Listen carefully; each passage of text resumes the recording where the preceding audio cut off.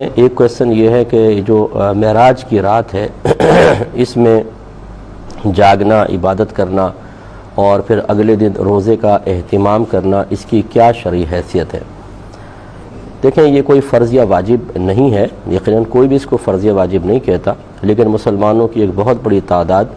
اور خصوصاً ہندوستان پاکستان میں اس رات کا اہتمام کیا جاتا ہے، یعنی عبادت کا اہتمام کرتے ہیں، اجتماعات رکھے جاتے ہیں، ان میں بیانات ہوتے ہیں، کسی طرح نعتیہ محافل کا انعقاد ہوتا ہے اور اگلے دن لوگ روزے کا اہتمام بھی کرتے ہیں۔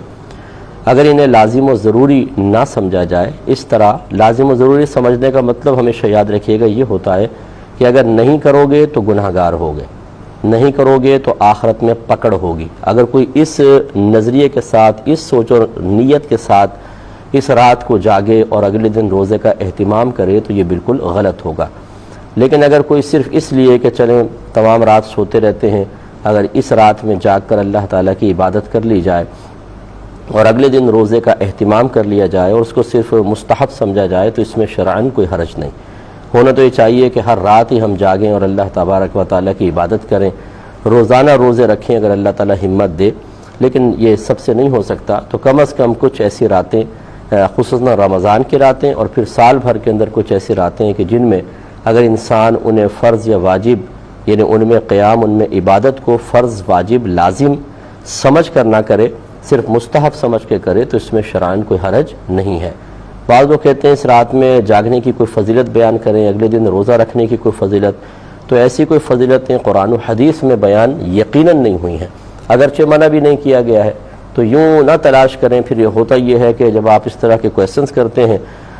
ہر ایک سے کرتے ہیں، تو پھر کچھ لوگ الٹی سیدھی مطلب غلط قسم کی باتیں بنا لیتے ہیں، وہ پوسٹ وغیرہ کر دیتے ہیں، ہم سمجھتے ہیں کہ جی یہ اسی رات سے متعلق قرآن میں یا حدیث میں بیان ہوا ہے، اور اس طرح غلط فہمیاں عام ہوتی ہیں۔ بس یہ سمجھ لیں کہ اس رات میں عبادت کرنا فرض یا واجب نہیں تو منع بھی نہیں، تو اگر کوئی کرنا چاہے بہت اچھی بات ہے، جو نہ کرنا چاہے ساری رات سوتا رہے اسے کوئی ملامت نہیں۔ اگلے دن روزہ رکھنا چاہیں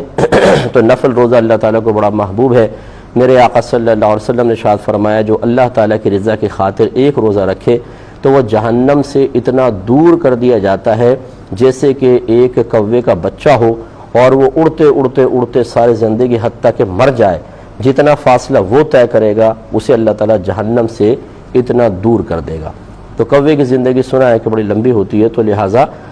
یہ سمجھانا مقصود ہے ایک حصی مثال کے ذریعے کہ اللہ تعالیٰ ایسے شخص کو جہنم سے بہت دور کر دیتا ہے۔ تو آپ یہ کہہ سکتے ہیں اگر کوئی کل کا روزہ یعنی معراج کی رات سے اگلے دن روزہ رکھتا ہے تو اس کو اللہ تعالیٰ یہ اجر و ثواب بھی، برکات سے بھی نواز دے گا۔